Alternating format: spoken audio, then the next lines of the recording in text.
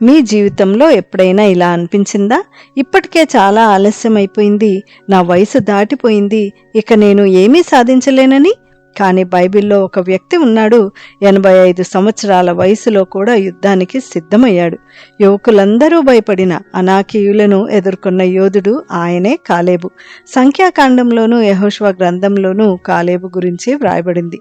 ఇశ్రాయేలీలు ఐగుప్తు బానిసత్వం నుండి విడిపించబడ్డాక వారికై వాగ్దానం చేసిన కానాను దేశాన్ని పరిశీలించడానికి 12 మంది గూఢాచారులను మోషే పంపగా వారిలో 10 మంది కానాన్లో ఉన్న ఆకాశాన్ని తాకే గోడల్ని, బలమైన సైన్యాన్ని, 2 కలిసి మోయాల్సినంత పెద్ద ద్రాక్ష గుత్తులను చూడటమే కాకుండా అక్కడున్న ఉన్నత దేహులైన అనాకీయులను చూసి వారి ముందు మేము మిడతల్లాగా ఉన్నామని వారిని జయించలేమనగా కాలేబు యెహోషువలు మాత్రమే విశ్వాసంతో తిరిగి వచ్చారు. ఆ సమయంలో భయం అగ్నిలా శిబిరమంతా వ్యాపించి స్త్రీలు ఏడ్చారు, పురుషులు కేకలు వేసుకున్నారు. అయితే కాలేబు దేవునిపై సంపూర్ణ విశ్వాసంతో దేవుడు మనతో ఉన్నాడు, మనము ఖచ్చితంగా గెలుస్తామని ప్రకటించాడు.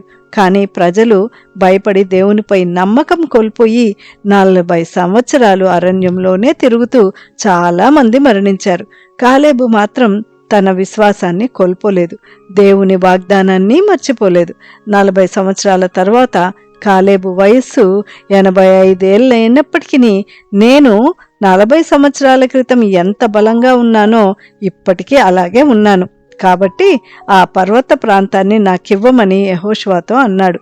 కాలేబుది ఎంత దృఢ విశ్వాసమో కదా. మనలో చాలామంది ఆ వయసులో రిటైర్మెంట్ని, రాకింగ్ చైర్నే కోరుకుంటాం. కానీ కాలేబు మాత్రం యుద్ధానికై కోరుకున్న ప్రాంతం సాధారణమైంది కాదు. అది హెబ్రోను పర్వత ప్రాంతం. అక్కడ అనాకీయులు నివసించేవారు. వారిని 85 ఏళ్ల కాలేబు ఎదుర్కోగా దేవుడు కాలేబుకు విజయాన్నిస్తూ ఆ దేశాన్ని స్వాధీనపరిచాడు. కాలేబు జీవితం మనకు నేర్పిస్తుంది, దేవుడు యువకులనే కాదు వృద్ధులను కూడా గొప్ప కార్యాలకు ఉపయోగించుకుంటాడని. దేవుని వైపే చూసినప్పుడు మనలోని విశ్వాసం భయాన్ని జయిస్తుందని, అంతేకాదు ఆలస్యమైన వాగ్దానం నెరవేరుతుందని. కనుక కాలేబు ఎలాగైతే తన యవ్వనంలో ప్రారంభించిన విశ్వాసాన్ని వృద్ధాప్యంలో కూడా కొనసాగించాడో మనం కూడా కాలేబుల విశ్వాసాన్ని కాపాడుకుంటూ దేవుని కొరకు గొప్ప కార్యాలు చేద్దాం. ఆమెన్.